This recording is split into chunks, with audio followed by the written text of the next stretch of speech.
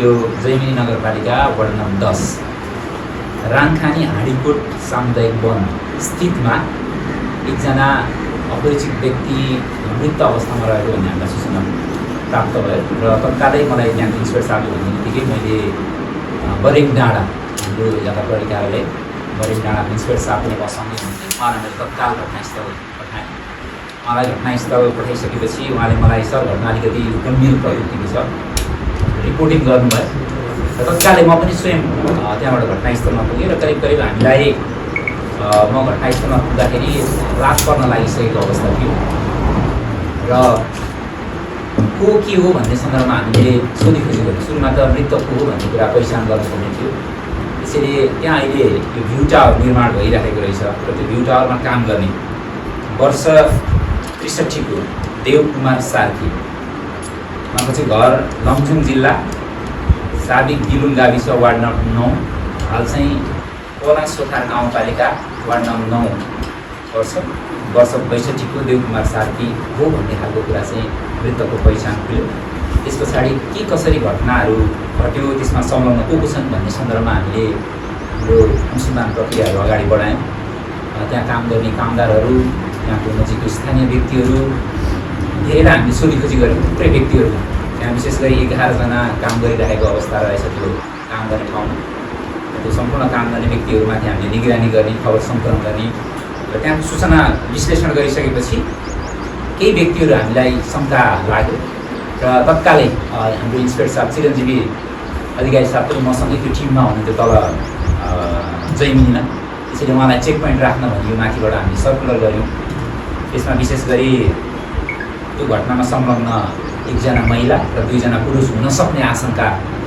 हामीले पाएको कारणले गर्दाखेरि तत्कालै चेक पोइन्टहरू राख्न भने र स्थानीयहरूबाट पनि त्यस्तो कतै त्यस्ता व्यक्तिहरू देखियो भने हामीलाई सूचना सम्प्रेषण गरिदिनु भनेर हामीले टोलमा जुन हाम्रो फोकल पर्सन सम्पर्क व्यक्तिहरू हामीले बनाएको छौँ उहाँहरूसँग पनि हामीले सम्पर्क गऱ्यौँ र केही सूचनाहरू हामीलाई प्राप्त पनि भयो र क्रमशः पछि हामीले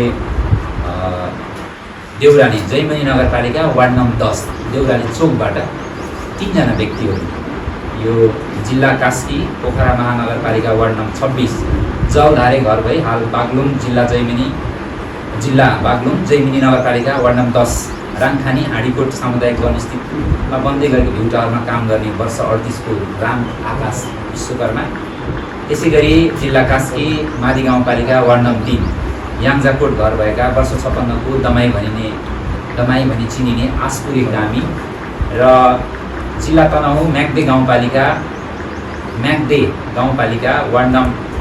7 पहरे घर भएकी मृतकको श्रीमती वर्ष 26 को लक्ष्मी नेपालीलाई हामीले चाहिँ पक्राउ गऱ्यौँ नियन्त्रणमा लियौँ र नियन्त्रणमा लिइसकेपछि उहाँहरूसँगको सोधपुछको क्रममा खुल्न आएको कुराहरूमा यो मृतक जो देवबहादुर सार्की छ मृतक र मृतकको श्रीमती लक्ष्मी नेपालीको बिचमा केही विवादहरू सुरुमा भएको काम गर्न जाने सिलसिलामा र सोही विषयलाई लिएर निजहरू सँगै रहेका यो दमाई भनी चिनिने आसपुरे कामी र प्रकाश भनिने राम आकाश विकले यो सामुदायिक वन स्थितमा रहेको प्रतीक्षालयमा पुगेपछिको अवस्थामा निजलाई ढुङ्गाले प्रहार गरी हत्या गरेको भन्ने खुल्न आएको छ र यो यस घटनामा संलग्न 3 जनालाई हामीले नियन्त्रणमा लिइसकेका छौँ र यसको विस्तृत अनुसन्धान कार्य अहिले अगाडि बढिरहेको कुरा यहाँहरूमा निवेदन गर्न चाहन्छु। जानकारी यो जुन देवबहादुर सार्की छ देवबहादुर सार्की र उसको श्रीमती देवबहादुर सार्की वर्ष 62 को उसको श्रीमती चाहिँ वर्ष 26 को लक्ष्मी नेपाली। अहिले तत्कालले हेर्दाखेरि त्यो अलिकति उमेरको हिसाबले अलिकति उनीहरूको बिचमा केही मतान्तरहरू हुने र त्यो विषयलाई लिएर पटक पटक विवाद भइरहने र निजहरू चाहिँ अधिकांश अवस्थामा मादक पदार्थ सेवन गरेर बस्ने काममा जाँदाखेरि पनि हामीले सेवन गरेर जाने गरेको भन्ने खालको कुरा गर्नुहुन्छ र त्यो मतान्तरको विषयलाई लिएर केही विवाद भएको देखिन्छ र त्यही क्रममा निजहरूको बिचमा हानाहान भयो र त्यो हानाहानको क्रममा नजिकै रहेको ढुङ्गाले प्रहार गर्दाखेरि निजको चाहिँ मृत्यु भएको देखिन्छ र त्यो ढुङ्गा त्यस पछाडि निजहरूले लगाउँदाखेरि जुन तत्कालको अवस्थामा लगाएका कपडाहरू लगायत सबुत प्रमाणहरू जसले हामीलाई अनुसन्धानमा पुष्टि गर्छ त्यस्ता सबुत प्रमाणहरू पनि हामीले सङ्कलन गरिसकेको अवस्था छ। सानाभन्दा साना जुन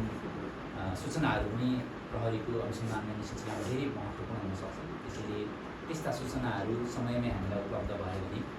यहाँहरूबाट पनि प्राप्त भयो भने त्यो हाम्रो अनुसन्धानलाई मार्गनिर्देशन गर्छ। त्यसले समयमै अनुसन्धान प्रभावकारी रूपमा अगाडि बढाउनको लागि मद्दत गर्छ भन्ने कुरा यहाँहरूलाई निवेदन पनि गर्न चाहन्छु।